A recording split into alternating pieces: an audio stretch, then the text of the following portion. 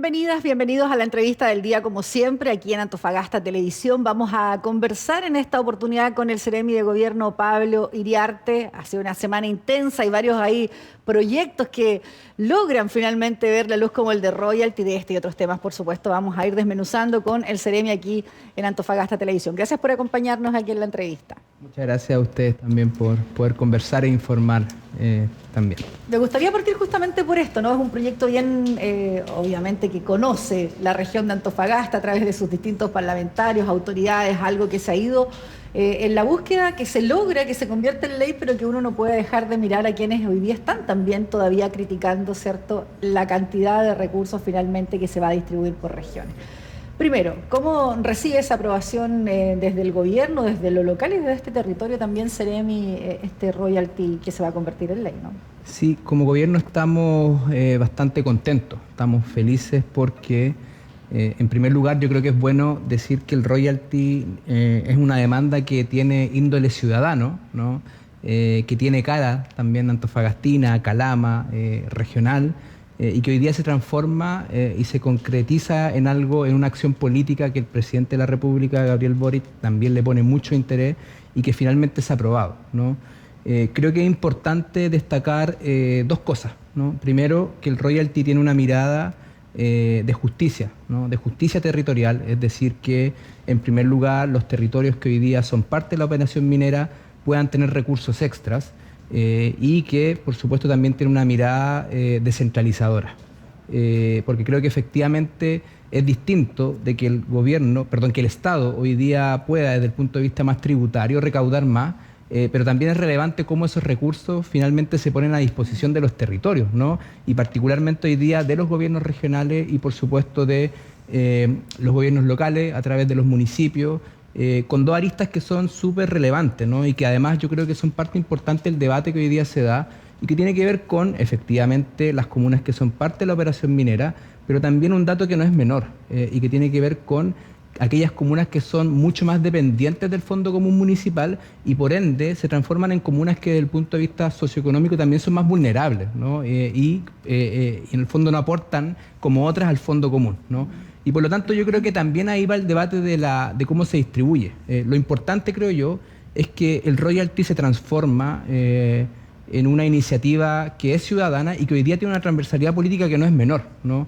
Yo creo que es importante destacar que el royalty se pone a disposición de la descentralización, del desarrollo del país con mirada territorial, y que algo que es muy importante destacar, y aquí me quiero tomar las palabras de algunos alcaldes que además nos han apoyado bastante en este proceso, y que tiene que ver con poder también obtener recursos de libre disposición, es decir, cómo abultar los recursos municipales con la finalidad de que cada territorio pueda definir cómo se usan, ¿no? Y que en algunas comunas puedan darle más énfasis a las inversiones o al desarrollo de iniciativas con una mirada local, ¿no? Y que no vengan pauteados, ¿no? O que no vengan con una glosa en particular para poder ser gastado en A o B, Para ¿no? mí, sin duda, el que haya más fondos va a ser bienvenido, ¿no? Se buscaba recaudar tanto para el Estado como los territorios, sin duda nadie podría no estar quizás contento. Pero ahí la sensación de que se pudo haber hecho más, de que nuevamente la región se posterga respecto de cuando uno la compara con otros territorios. Se ponía esta gráfica, ¿verdad?, que la zona de la Araucanía, con solo una faena minera, iba a recibir una cantidad significativamente mayor que, por ejemplo, la región de Antofagasta, que concentra casi 40, es decir, la externalidad negativa que provoca, obviamente, la actividad minera y que puede ser medible desde muchos puntos de vista y no solo desde la salud incluso, ¿no?, laboral y otros también.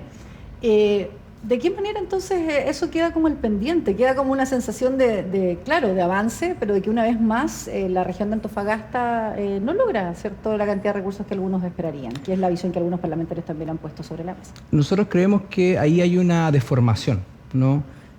Cuando uno distribuye recursos, porque además se da en un contexto de un proceso de descentralización, ¿no? Solo como dato, Chile es uno de los países más centralizados desde el punto de vista fiscal en Latinoamérica, y con este proyecto estamos avanzando significativamente en poder acortar esa brecha según lo que tiene Chile, que es el 17% de desarrollo económico con ingresos propios en las regiones versus el 27% que recomienda la OCDE, ¿no?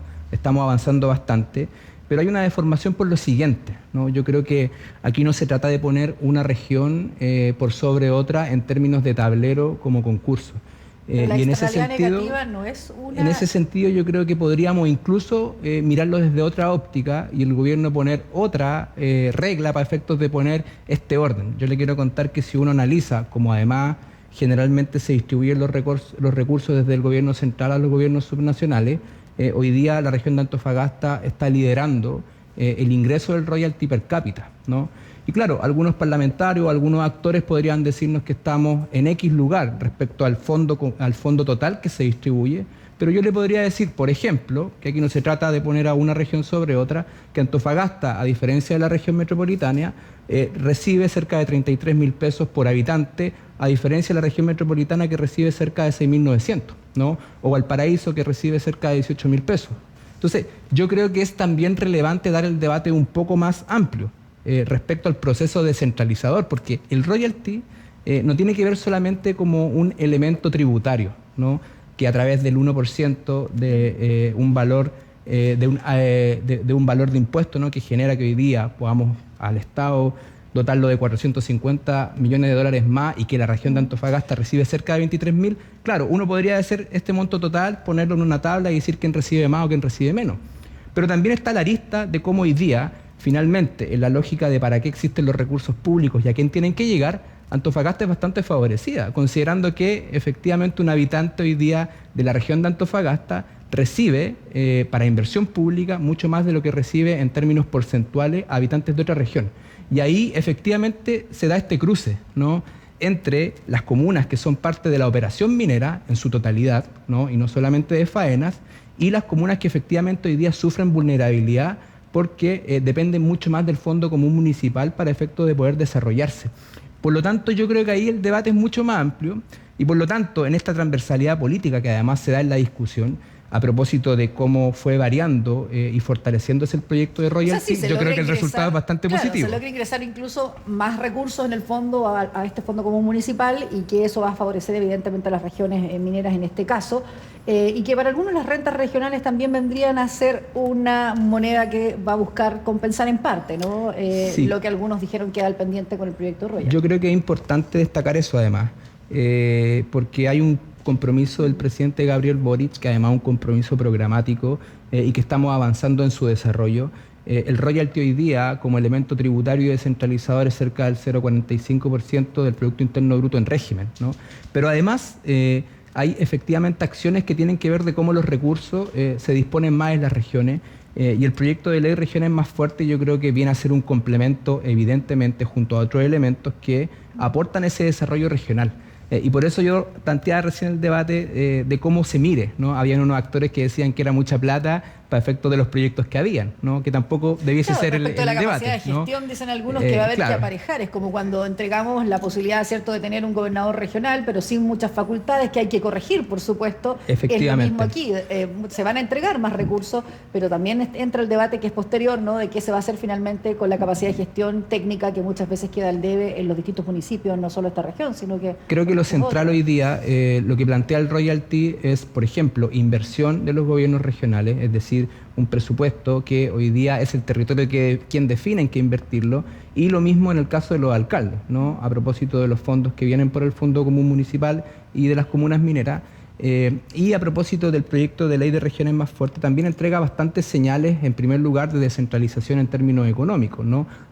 Eliminando o acortando esta brecha que mencionaba recién de recursos y descentralización, que permitirá, por ejemplo, que hoy día los gobiernos regionales también puedan tener más posibilidades de recursos propios a propósito de ingresos que hoy día se centralizan, ¿no? Como por ejemplo los derechos de las concesiones de bienes públicos, ¿no?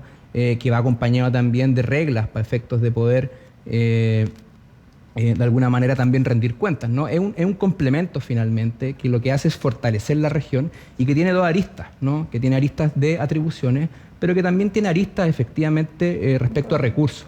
Y por lo tanto, yo creo que hoy día hay que celebrar el royalty, creo que el debate es bienvenido.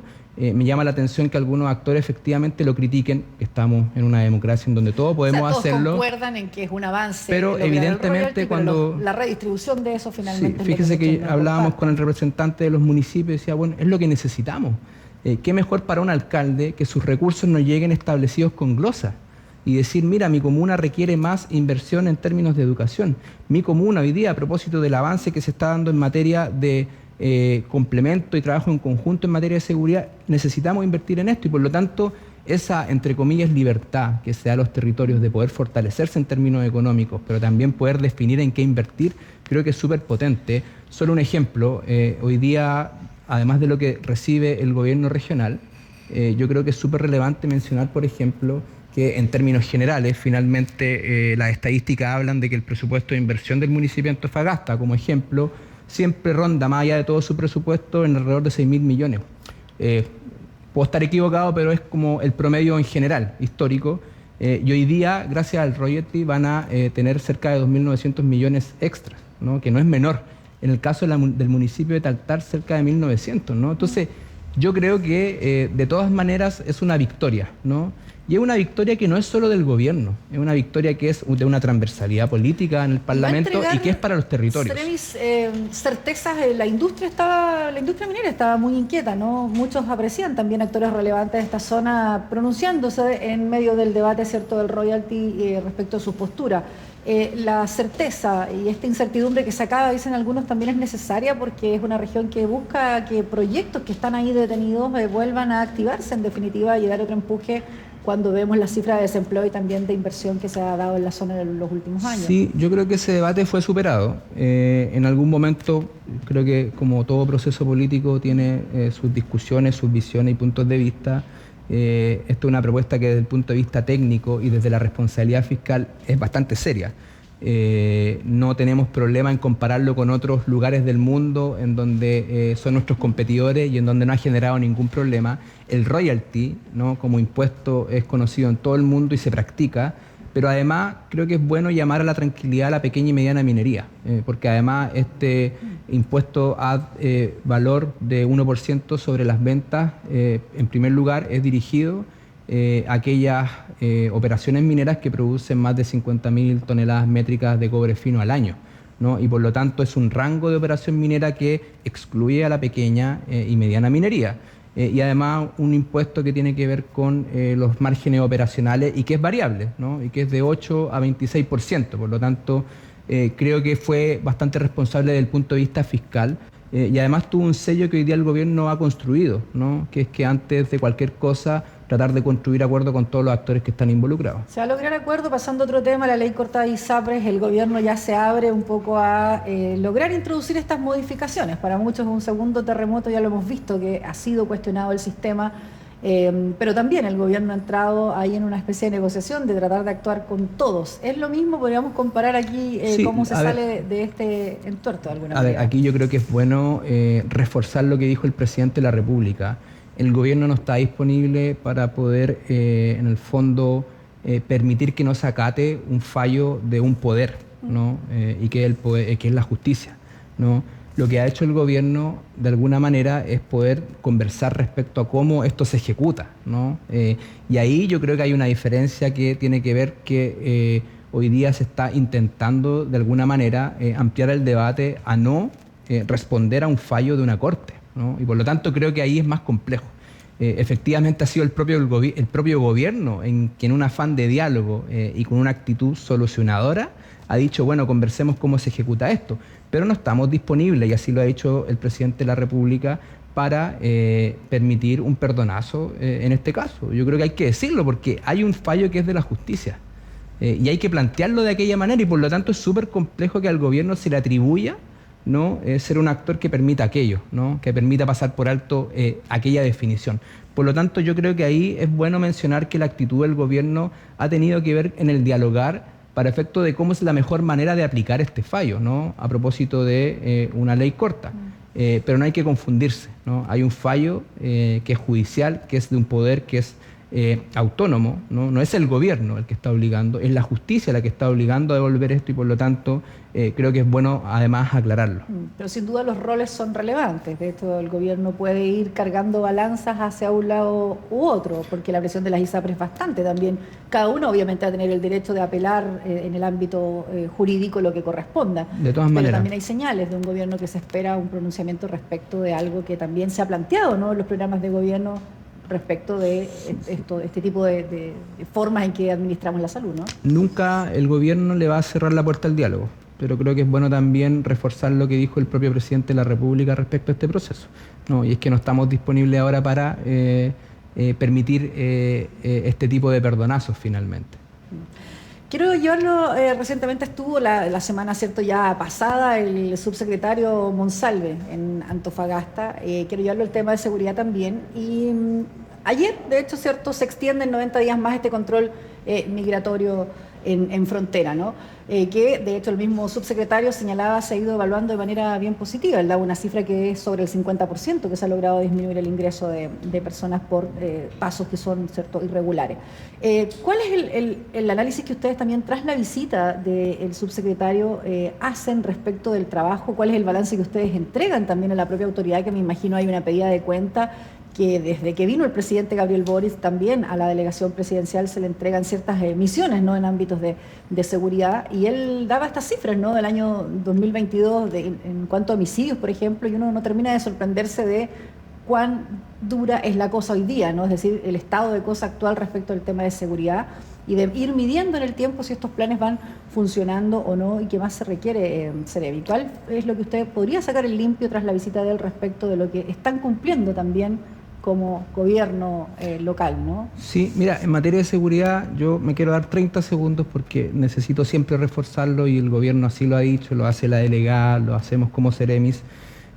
Yo creo que es bueno decir que hoy día la delincuencia y la seguridad es un tema que efectivamente está en crisis, una crisis que se acumula hace muchos años y nosotros, más allá de echarle la culpa a gobiernos anteriores o echarle la culpa al de al lado, lo que hemos hecho es tomar acciones, ¿no? Quiero reforzar la idea de que este gobierno ha hecho esfuerzos que son históricos, que no se habían hecho antes respecto a financiamiento a través de ley de presupuesto a las policías, ¿no? Contamos con una política nacional contra el crimen organizado. A final de año vamos a desarrollar una serie de proyectos de ley que se han ido comprometiendo y se han ido ejecutando, como la ley que combate el narcotráfico y el crimen organizado, y que finalmente terminamos, por acuerdo incluso con ambas cámaras, vamos a terminar con acciones como el Ministerio de Seguridad Pública, ¿no? Y una serie de leyes que hoy día en el fondo le entregan más herramientas al Estado, ¿no? No tienen que ver con el gobierno, porque finalmente acá hay una crisis de seguridad que a nosotros como gobierno nos obligó, ¿no? Y no en un contexto de coyuntura, ¿no?, sino que como política de nuestro gobierno, poder fortalecer el Estado, ¿no? ¿Qué le vamos a dejar a los futuros gobiernos? Y lo que estamos pretendiendo es un Estado mucho más fortalecido en términos de seguridad. Y yo creo que eso es importante rescatarlo y decirlo, ¿no? La política nacional contra el crimen organizado cuenta con 39.000 millones de pesos aproximadamente. Es un monto absolutamente histórico. Se han hecho acciones con policías que son históricas, desde cambiar radios que no se cambiaban hace años, hasta el equipamiento para las policías, y en conversación con ellos. Yo creo que es bueno reforzarlo. Ahora bien, efectivamente hay planes que han respondido a contingencia o a complejidades que se han dado, como el plan Calle Sin Violencia, que tiene dos aristas que son centrales. En primer lugar, la persecución penal, ¿no?, que tiene que ver con el fortalecimiento del Ministerio Público, Policía de Investigaciones. En la región son cerca de 48 funcionarios, si mal no recuerdo, que hoy día dotan con mayor capacidad, ¿no?, de investigar, de resolver, de encontrar prófugos de la justicia, y por supuesto el reforzamiento de la acción policial, ¿no?, a través de patrullajes que por un lado tienen que ver con la fiscalización y la presencia policial, y por último un elemento que es súper valorable y que creo que hay que decirlo, ¿no?, que también la seguridad es mucho más transversal y por lo tanto la recuperación de espacios públicos es súper importante para todo este proceso, ¿no? Ahora, resultados concretos, yo quiero decirles que solamente considerando que en Antofagasta está en proceso de implementación y que va a comenzar ahora pronto, pero en Calama, por ejemplo, van más de 1.200 controles a la fecha a propósito del plan Calle Sin Violencia, lo que ha generado cerca de 500 detenidos, ¿no? Se han sacado alrededor de 50 armas de circulación de las poblaciones, ¿no? Eso hay que decirlo, eso hay que reforzarlo. Y por lo tanto, y mire este dato que también, porque se lo preguntaba porque antes de que la visita del subsecretario, ahí ya parlamentarios decían que habían dudas incluso con estos policías que se especializadas, ¿cierto?, la PDI, que podían estar solo hasta cierto tiempo. Ya el subsecretario explicaba que van a ir rotando y que en definitiva no se van. Yo le quiero preguntar aquí por los fiscales, porque usted decía, claro, efectivamente se dijo también que se iba a mejorar esa capacidad de persecución, que es en definitiva donde se tiene que lograr esa condena y cárcel para quienes corresponda, ¿no? Y es ahí donde todavía hay ciertas dudas respecto de cómo se ha ido trabajando, ¿no? Porque esto no es tan rápido como uno quisiera y la llegada de ese reforzar a los fiscales pareciera no tener efecto tan en lo inmediato, ¿no? Entonces, ¿dónde se están poniendo los énfasis? Más bien eso le quiero preguntar como en el detalle, porque en el título y en el macro está claro un poco cuáles son los énfasis. Pero respecto a lo que han tenido en Calama hasta ahora, es cierto, hemos conocido los controles, el número de armas que se han encontrado, pero en definitiva la capacidad de perseguir, de desarticular o de condenar es donde finalmente se va poniendo el cierre a este círculo delictual, ¿no? Sí, evidentemente. Yo creo que a propósito de la persecución penal, es claro que requiere procesos administrativos que son un poco más lentos, pero de todas maneras no pasa a ser una medida que sea a mediano o largo plazo. Concretamente una medida de corto plazo, por lo tanto está en proceso de implementación, ¿no? De contratación, de movimiento de personal, y los resultados con todo lo que se ha hecho se han dado, ¿no? Me faltó decir recién, pero hoy día en Calama se han sacado de las calles a 5 prófugos de la justicia, o que estaban con órdenes de detención pendientes, y por lo tanto yo creo que el Plan Calle Sin Violencia viene a ser un complemento que efectivamente responde a una contingencia a esta política de mayor largo plazo, ¿no? De fortalecimiento del Estado en materia de seguridad pública, y que sea mirada también con una mirada transversal, porque finalmente yo creo que la delincuencia no tiene que ver con quienes son del gobierno o son oposición, tiene que ver con un problema que es del país, y tenemos que responder como Estado, y por lo tanto yo creo que es bueno decir que hoy día el primer esfuerzo que ha hecho el presidente de la República ha sido en materia de cómo se entregan recursos para finalmente ejecutar todo lo que estamos conversando, porque eso no nace concretamente solamente de una voluntad, sino que de acciones concretas en materia de recursos, y que incluso se han aumentado a propósito de acciones particulares para Calama, Antofagasta y otras comunas respecto al Plan Calle Sin Violencia. Creo que efectivamente hoy día nos gustaría seguir avanzando mucho más rápido de lo que estamos haciendo hoy, pero creo que es necesario decir que se ha avanzado más rápido de lo que se ha avanzado en otros momentos, ¿no? Y por lo tanto creo que es bueno decirlo, solamente como dato relevante. Hoy día en la comuna de Calama se ha disminuido en un 25% los delitos violentos con la implementación del Plan Calle Sin Violencia. Y en Antofagasta, que tiene otro proceso de implementación que fue posterior a Calama, ¿no? Y que está en su proceso hoy día, vamos en más de un 11% de reducción de delitos violentos, ¿no? Y por lo tanto, claro, es bueno decirlo porque finalmente la seguridad pública y la seguridad ciudadana ha sido mal utilizada, creo yo, desde el punto de vista político, ¿no? Aquí claro, tenemos un problema de Estado. Le preguntaba, ¿no?, por las metas justamente a nivel regional, porque es cierto, hay un plan macro, uno entiende la disponibilidad de los recursos que y todo lo que se está haciendo respecto de fortalecer policías, de los fiscales, pero en definitiva también hay metas regionales, porque cuando uno piensa en esta cifra que el mismo subsecretario decía, ¿no? 65 homicidios en la región igual era un número muy significativo en comparación con lo que habíamos tenido antes, ¿no? Con estas bandas organizadas o el crimen organizado un poco instalado también en la región. Y es ahí donde, no sé si se habla de metas, pero en definitiva hay una meta concreta que ustedes tengan hoy día respecto de reducir, me imagino. Usted dice el 25% allá o el 11% acá. ¿Cuánto es lo que se pretendería? No, yo creo que no hay que confundirse con un plan de gestión, ¿no? Aquí, si usted me pregunta cuál es nuestra meta, bueno, ojalá lleguemos al 100%, ¿no? Lo que estamos haciendo es esfuerzos de desarticular, ¿no? De desarticular al crimen organizado, pero también estar en la calle. ¿Cómo medir el éxito para la gente? Porque la sensación de inseguridad sigue siendo con el plan o sin el plan antes, ¿no? Pareciera ser que todavía eso a la gente no le llega. Entonces, es cierto, no puede ser una capacidad de decir la meta es esta, ¿no? Bajar tantos homicidios en un año. Yo creo que, ¿cómo se traspasa en definitiva? Yo creo que se traspasa efectivamente en dos cosas, ¿no? Y ahí yo creo que no podemos mentir y no podemos quizás dar respuestas generales, ¿no? Porque también hay que ser claro en este problema que se viene acumulando hace mucho tiempo, y efectivamente el Plan Calle Sin Violencia va a dar resultados a corto plazo, como se ha visto ahora. Solamente en Calama, en comparación a datos anteriores, hay 34 casos menos de delitos violentos, que claro, podrían ser muchos más, ¿no? Pero concretamente la sensación de inseguridad, yo creo que es bueno decirlo, hoy día se logra con varios actores, y no solamente con el gobierno. O sea, en primer lugar, yo creo que hay que dar un debate nacional respecto a cómo hoy día en términos tributarios Chile se fortalece para poder invertir en seguridad. Lo hablábamos hace un tiempo a propósito del rechazo a la reforma tributaria. necesaria para invertir, entre otras materias, como derechos sociales, también en seguridad pública, ¿no? Y por lo tanto es bueno que transversalmente se dé ese debate. En segundo lugar, creo que es reconocer los actores que hoy día son parte también de la discusión. Dentro de no solamente las acciones de represión, desde el punto de vista de copar las poblaciones, sacar armas de las calles, no encontrar prófugos, que se está haciendo hoy día, sino que también tener una mirada con otros actores que hoy día cumplen un rol preventivo, como incivilidades, por ejemplo, a propósito del rol que puede cumplir el municipio. Y quiero destacar algo que se dio hoy día en el Consejo Regional de Seguridad Pública, ¿no? Que es un hito relevante que se da cada cierto tiempo, en donde se juntan todos los actores, Ministerio Público, Policía, municipio, considerando que, yo quiero destacar algo, ¿no? El gobierno ha hecho esfuerzos significativos, históricos y nunca antes vistos en materia de esfuerzo económico y de acciones concretas, a propósito de lo que estamos hablando, pero necesitamos, fraternalmente lo digo, que los municipios y que los actores que hoy día son parte también de la discusión política se puedan sumar, ¿no? Porque finalmente la sensación de seguridad no solamente se da en materia de poder tener presencia policial en los territorios, y en territorios que los mismos policías nos han dicho, miren, es importante estar acá, sino que también en materia de prevención.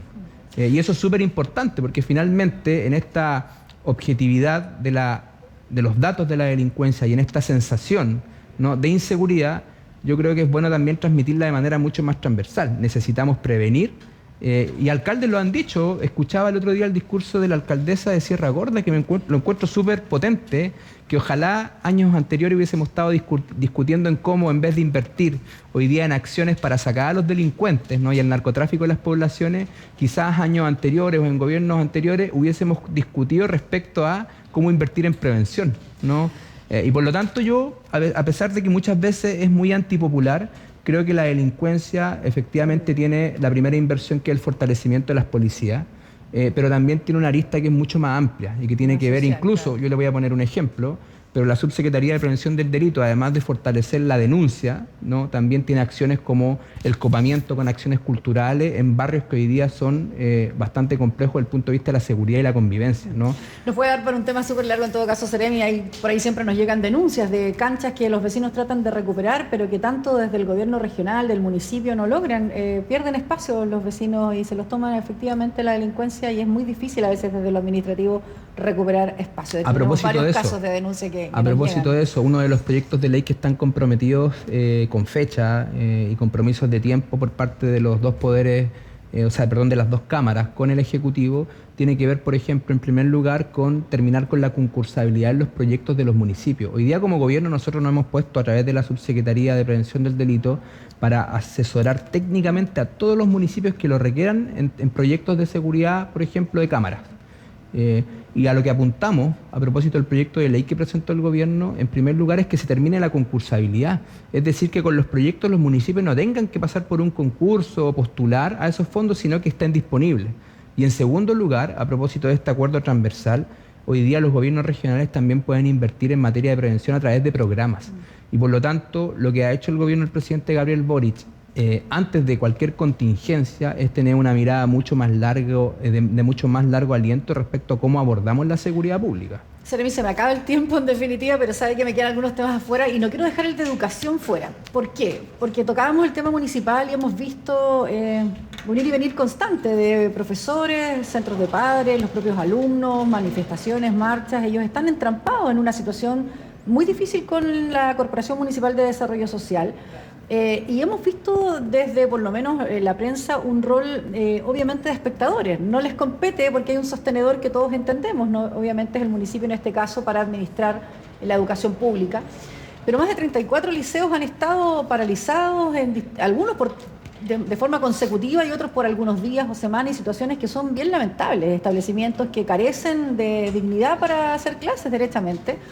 Y hay situaciones que no se ve solución. Yo aquí le pregunto qué rol, en definitiva, en representación justamente de un gobierno pretenden tener, porque hasta ahora hemos visto que han sido más bien espectadores. Si bien el Ceremi se ha referido que aquí hay un sostenedor, no vemos una acción quizás respecto de lo que el gobierno a lo mejor podría incidir en buscar destrabar ciertos conflictos que se tienen y que tienen paralizada la educación pública prácticamente la comuna. Sí, a ver, lo primero que quiero decir es que efectivamente hoy día es evidente que tenemos bastante problemas de infraestructura en la educación, ¿no?, en la educación pública.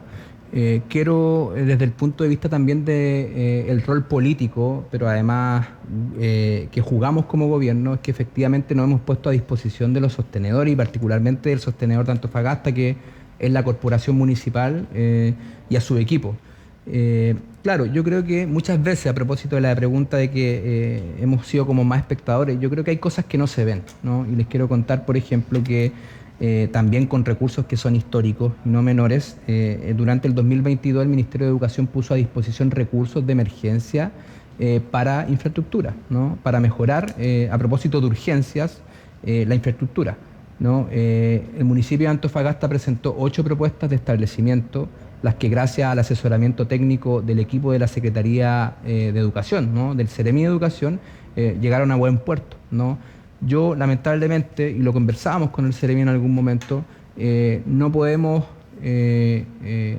seguir exigiendo, aunque lo queramos, por ejemplo, a que el municipio, en vez de haber presentado 8, haya presentado 20 o haya presentado 30. Pero lo que sí aseguramos es que si va a presentar 8, va a presentar 10 o presentó el número que sea, hemos estado totalmente a disposición, ¿no?, de poder asesorarlo, de poder ayudar a que esto en el fondo tenga buen puerto, y lo tuvo. En este momento están en evaluación 4 proyectos de conservación también, ¿no? Y en donde el gobierno del presidente Gabriel Boric, el Ceremi de Educación, ha estado a disposición completamente, él y su equipo, de poder asesorar y ayudar, ¿no?, al alcalde, a su equipo, a la corporación, a que esto efectivamente tenga buen puerto. Entonces yo creo que acá el debate tiene que ser igual sincero desde el punto de vista de los roles, ¿no? Quiero decirles que como gobierno, en términos de recursos, hemos estado siempre disponibles.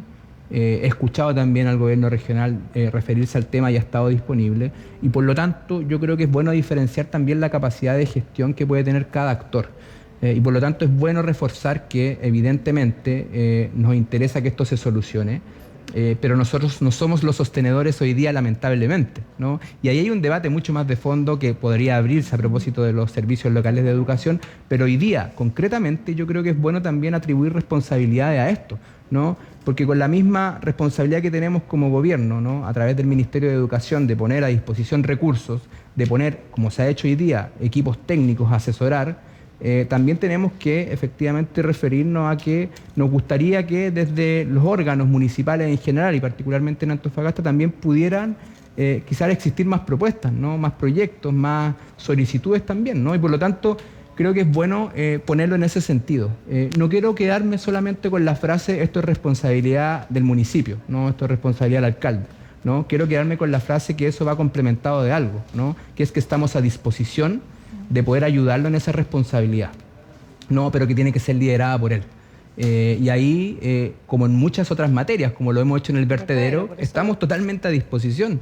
Los equipos del Ceremi de Educación están a disposición, y por lo tanto efectivamente quizás desde afuera se puede ver cierto grado de expectación, ¿no?, de que somos espectadores, pero lo cierto es que hemos estado a disposición, y el mejor ejemplo es que durante el 2022, de las 8 propuestas que hizo el municipio para efectos de poder recibir recursos de urgencia de infraestructura, los 8, gracias a la ayuda que también se le dio desde el Ministerio de Educación, hoy día tuvieron buen puerto. Ahora, la pregunta es ¿por qué fueron 8? ¿Por qué no fueron 10? ¿Por qué no fueron 15? ¿Por qué no fueron 20? Yo creo que debiese responderle al municipio. Gracias, Ceremi, por acompañarnos en la entrevista. Muchas gracias a usted. Gracias a ustedes. Nos reencontramos como siempre en este espacio, aquí en la entrevista del día. Que estén muy bien.